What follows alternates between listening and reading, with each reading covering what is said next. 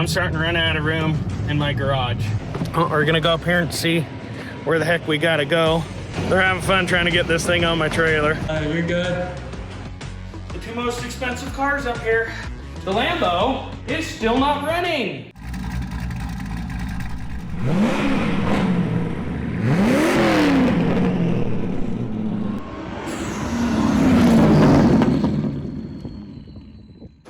Welcome to the channel, I'm Dave and this is Road Garage. Today we have something a little bit different. We are gonna be going and getting a new addition to the garage.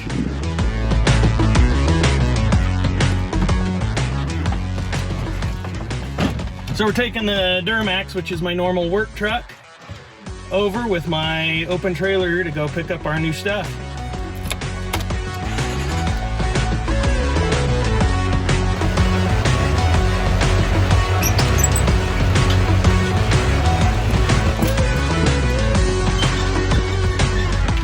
Part of the deal with getting the next car, so we got that new Celine Mustang, was I needed more storage because I'm starting to run out of room in my garage. I've had on my list for probably the last year and a half is getting a 2-car 4-post lift. So we'll be able to pull 2 cars on it and lift it up, and then we'll be able to park 2 more cars underneath. So that'll leave us room for even more cars, even after getting the Mustang.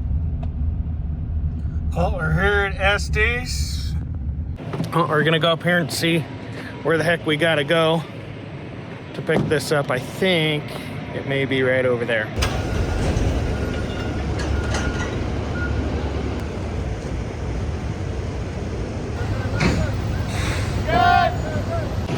They're having fun trying to get this thing on my trailer. It's all wanting to tip and shit.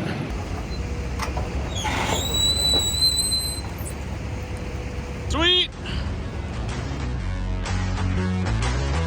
We're good.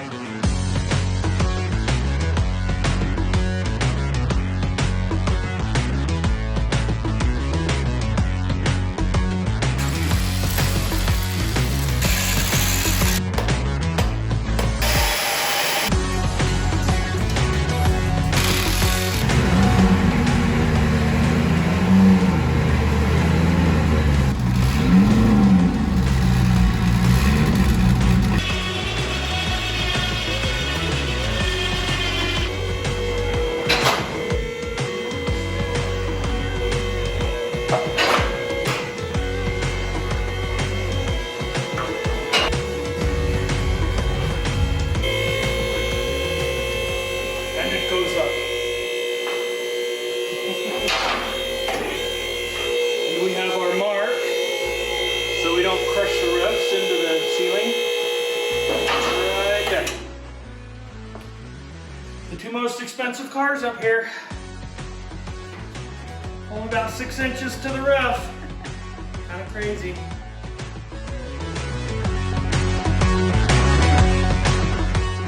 So while we're in the garage, I thought I'd take you for a little garage tour. So when I first got this house, I was actually looking for a house that had like a shop. And I passed over this house a few times until I saw that it had like 2 big garage doors. And then I looked on the description and it said 6-car garage. I'm going, holy smokes, maybe I can actually make that work. So this is a 6-car garage. You can see that it's double deep and it's more like a standard car garage on this side. So one of the first things that I bought and installed was this 2-post lift.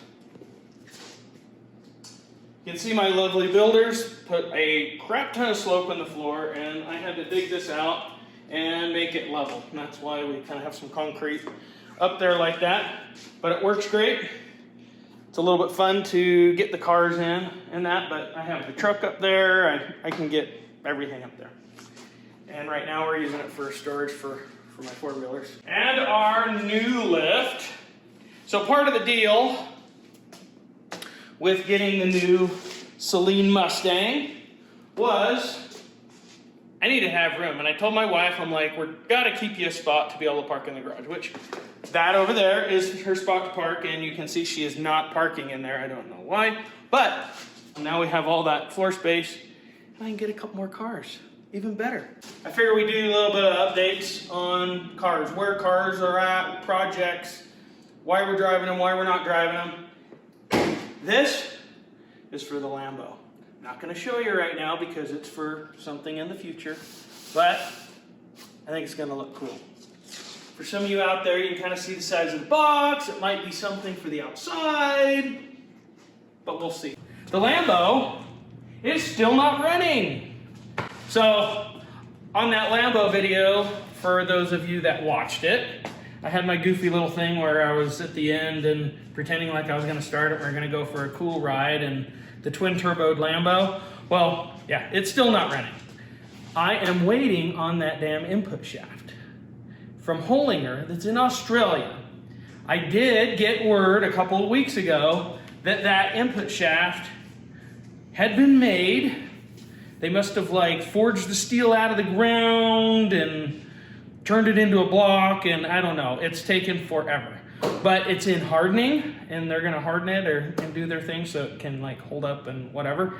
And then they're gonna send it to my tranny builder, Bill, in Vegas. And he doesn't need much time with it. He has all the other parts, and then he is gonna send it off to me. And it also won't take me very long. So I'm hoping that maybe within the next month, I have a Lambo again that is more than just a piece that I push around and it goes up and down the lift, and I don't get to hear any cool sounds or nothing. And we'll be able to get out and hear some cool V10 noise, some flames, some turbos, some blow off valve, and have some good fun with it because I super miss driving that car. Update on the Corvette. We have probably our next video, which we're only going to show you the front. We have some aesthetic stuff, and I know a lot of people are like, "What? You're going to cover that candy paint?" We have some stuff on the outside that we did to it that I think is fun and going to kind of make it a little more wild and crazy. It's been so dang hot out here. It's been over 100 like most days. I've been having a problem with the thing starting to overheat. So I actually have a DeWitt's big radiator in it, and I got one of their dual fans, this dual fan setup here. I am hoping with that and some like little ducting changes that I'm making to try and make sure all the air coming from the front is going through the radiator, that I don't have a problem with this thing overheating. The thing was starting to get hot on that last video we did running through the mountains, and it was a little bit frustrating. So that is the update. So this week, I am gonna be getting that radiator together, and we're actually gonna be taking it to another car show this weekend. I'm actually hoping to take the truck, the Corvette, and the Mustang to this car show. And speaking of the truck, I don't know if you noticed or not, but the truck is no longer on the lift because it's running. Not running amazing. It needs to get tuned. My buddy Rick over at Squires Performance, we've been going back and forth with doing some data logging and him sending me some update tunes to get it running better. We've got it where it starts decent and it'll idle and stuff, but I haven't really been able to run it yet. But this, I have, it's together. I built this cool skid plate, got it back from powder coat. Proud of that. I tigged that all together. And then we've got the new intake, all the new piping, the ported heads, the new cam. Back here we mounted the intercooler. Like what I talked about, still finishing some final details with it, but you can see the intercooler is back there. I have the fans on there, and those are set up and connected to a boost switch that as soon as it starts making boost, those fans that flow like 3,000 CFM kick on and pull air through it. And then I have the air cleaner right next to it for the turbo. And then I opened up the sides of the bed so that even with the tonneau cover on, they can pull fresh air in and you can get the good air circulation. And if it's raining or whatever too, it's gonna keep all the moisture out of the intake in that, almost like having it in an engine compartment. So the truck, really close. And then as far as the rest of the shop, I built all of this. So when I moved in, I added a bunch of electrical. I've got my welders, my bench, all my tools. One of the most important parts of a shop, tunes. So I could pretty much hold a school dance in here in my garage and piss off my neighbors by turning it up so loud. I took a old system, a JBL system that I had that was a home theater system that went from like 3 different houses. And I decided that I would retire it from being a home theater system and make it my garage tunes. So it's fun. So this is all I got for you today. I hope you enjoyed the tour of my garage. It's a little different than just the normal driving around and showing you the cars and the noises and going fast and the stuff that we enjoy doing. Total disclosure, this video is not like a day or 2 days. This whole video, start to finish, is over probably about 3 weeks. Because like, I have like a regular job where I'm running a construction company. But I hope you enjoyed it. Like, make some comments. Let me know if what you want to see, or if you want to see some different stuff.